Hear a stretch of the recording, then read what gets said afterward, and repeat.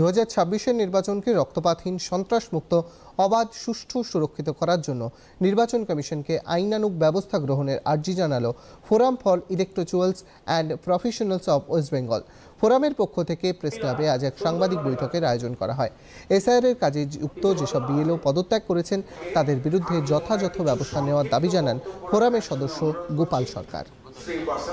আজকে যেভাবে এসআইআর-এর কাজটা অন্যান্য রাজ্যে সম্পন্ন হচ্ছে, এখানে হচ্ছে না যে বিএলওদের ওরা পদত্যাগ করছে, যেটা অ্যাকচুয়ালি ওরা পারে না, সংবিধানের বিরুদ্ধে যাচ্ছে।